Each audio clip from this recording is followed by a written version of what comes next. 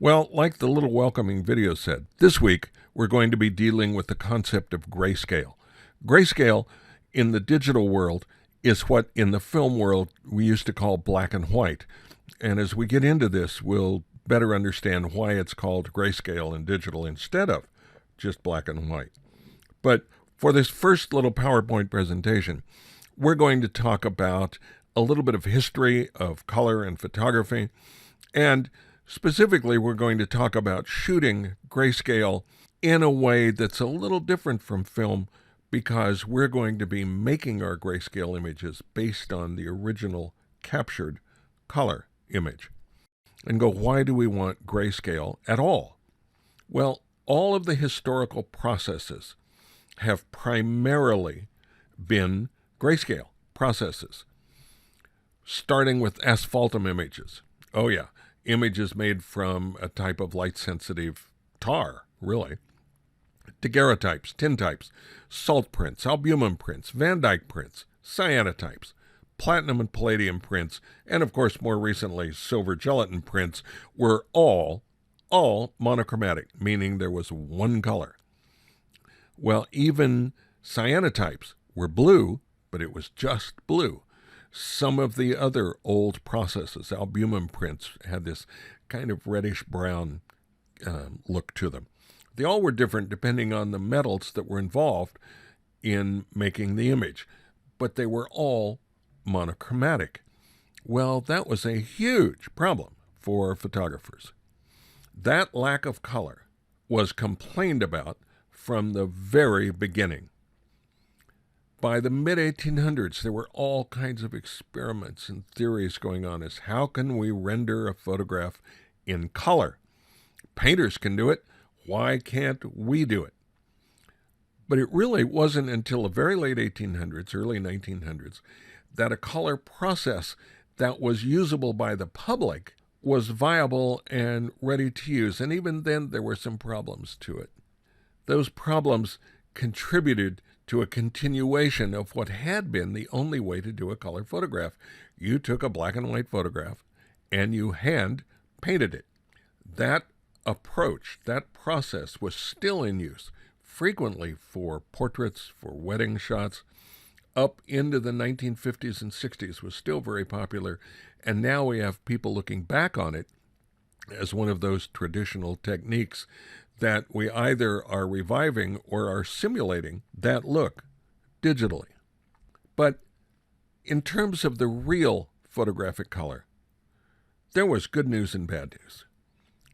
Mostly it was bad news. The semi-good news was, well, it was color, sort of, kind of color, but that early color had a very, very limited color range.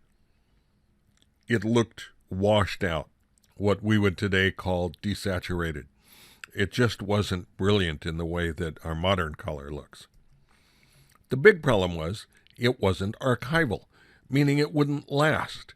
Under museum conditions, it was expected to last maybe 25 to 35 years. And that's even modern photos. If you had a color print made at a normal pro lab, let's say a portrait shot that you'd had done, it had this same 25 to 35 year lifespan, and that was only if it was properly matted with museum quality non-acetic board, was under glass, and was not mounted someplace where it could be struck by direct sunlight or high ultraviolet light. Well, that's kind of a problem. Traditionalists poo-poo the whole idea of color. Of course, they did it for a different reason. They tried to claim that really the soul of the photograph was in black and white. Color just diluted that somehow or took your mind off of the real main thrust of the image. They pointed to the idea, which is true as far as it goes, that the human brain processes or analyzes black and white in a different part of the brain than it analyzes color. They kind of ignored that it was a more primitive part of the brain that does that, but still, it was different and it was a more visceral kind of response to it. So they took that as being the rationale for making it more important. Of course, it ignored all of the color painting that was around all that time. But still, that was their idea. And maybe it was partially because, as I say, the color wasn't all that good to begin with. But there really is a legitimate reason to have a problem with color, at least the traditional color as we had it in photography. And that was what we just mentioned. It didn't last. Well, from a collector's standpoint, that's unacceptable. If you're going to pay large dollars for a work of art, you don't want it disappearing off your wall while you're watching it. You want it to last, to increase your investment in it, to be able to hand down to your heirs. You couldn't do that with color. You could only do that with black and white. So that was a huge issue. There were some very special color processes that were archival, but they were difficult, expensive, and most people didn't do them. So why do we call it grayscale versus black and white? Well, in the digital world, we actually can render real shades of gray. In fact, we can render 256 of them from white to black, and that's if we're only using 8-bit rendering. But in film truly is binary. We used to talk about film being continuous tone, but it's not. It never has been. It really is binary. It's made up of black grains or grain clumps that are seen against clear film or white paper. Here's an example of some film grains. The average grain on film is about 2 microns for a fine grain film. When that film is developed, depending on the developer and the film, it's going to create clumps of different sizes, ranging from about 20 to about 40 grains after developing. Well, those still are pretty small. That means you're looking at a 40 to 80 micron dot that still requires a microscope to see it. And in fact, if you worked in the darkroom and used a grain focuser, what you were seeing weren't the original film grains. Those were much too tiny to see. What you were seeing were the grain clumps that were on the film, and they were still awfully tiny. And the reason we sensed gray was that when those things got spread around, depending on how dense the collection of the silver halides were, from a distance, we saw it as gray because the black and white blended into gray. We couldn't resolve the dots, so we saw it as gray. If we're going to make a grayscale digital image, how do we do it? Well, first, let's talk about how not to do it. Number one, do not let the camera make a black and white for you. Cameras have their own internal processors. Many of them have a setting that will produce a black and white. Some of them will even do a sepia-toned print for you. Don't do it. Don't let the camera be your artist. When it does it, it processes it. It produces it out as an 8-bit image. So don't let the camera do it. It's not the right way to get the maximum quality black and white. And don't just haul it into Photoshop and desaturate it. All you're going to do there is drop the color out of it, and it's going to be really bland looking. Don't go in to the mode menu in the image part of Photoshop and simply turn it to grayscale. This is something we'll do at the last final output set for web and computer display.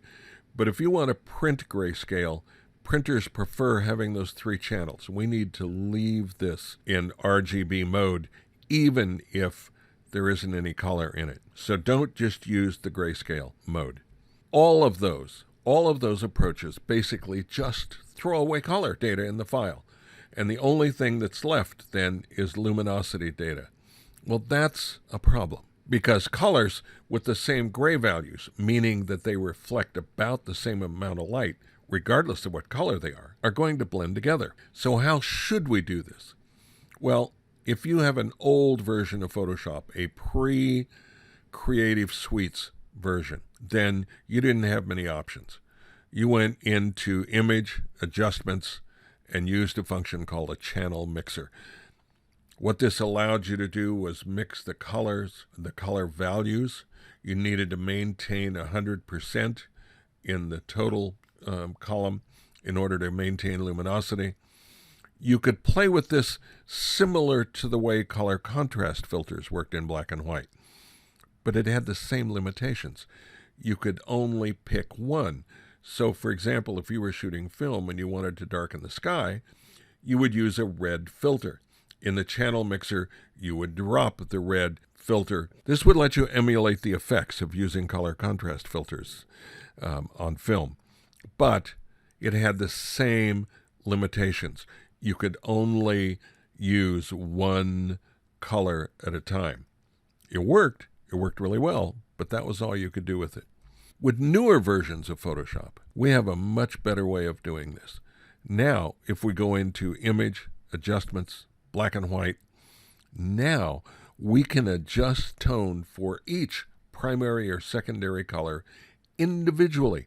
We can make each one of those primary or secondary colors lighter or darker independently of the others. That gives us the effect as if we could stack contrast filters in black and white, which we can't do. This is really an amazing amount of contrast power to adjust the tonalities in the image. This is more than you could ever do in film. But there is kind of a problem. Since there won't be any color in the final image, there's nothing there to take your eye off of compositional problems. And that means all of the technical issues in creating that file need to be handled with near perfection. And so do the aesthetic compositional issues, because that's all you've got are these tones. The catch is, in digital, remember we said this at the end of that little video, the best grayscale images are produced only from the best color originals. So when you're shooting in color, and you really have to pay attention to the gray values of the colors you're shooting. You had to do this in the black and white film days. You've got to do it now if what you want is a grayscale final image. So pay attention to those gray values, i.e. the reflectivity of the color objects that are in your shot. How do they compare? They may be different colors, but do they reflect about the same amount of light? If so, they're going to record the same. For example, if you do a color shot of a rosebush, you may have red and green that to your human eye, because you respond to color differently, really stands out. But in black and white, if they have roughly the same gray value, they're going to simply blend together, and you're not going to be able to see either the rose or the leaves as standing out. They'll look identical except for shape. When the color is removed, remember, all you have left is tonalities, meaning lights and darks, and your composition, period. That's all you've got. So you have to make sure, if you are shooting for grayscale, that your composition, your aesthetics, and the technique is spot on. However, since it is digital, we do have an interesting ability. When we're editing that color image, we can induce some false color. We can change the colors in that pre-converted file so that when we do make a grayscale, those final differences can be enhanced. In our red rose example, if those were truly equal, we could turn that red rose into yellow. We can make it different. So we have that kind of ability. That's amazing. You couldn't do that in the film world. This now allows us some creative options that are new and unique to the digital editing approach to things. So now that you've shot it, now what are going to be the steps in the conversion process? How do you take that file, that color file that you've captured, and ultimately turn it into a top quality black and white image? Well, that's going to be our next presentation. So sit back, take a break, go get some coffee, do whatever it is, and then watch the next presentations, read the assignment. It should be pretty straightforward. Basically, obviously, if you haven't figured it out by now, I'm going to have you shooting something and making a grayscale of it. So watch these presentations, really think about how you're shooting, and if you have any questions, let me know.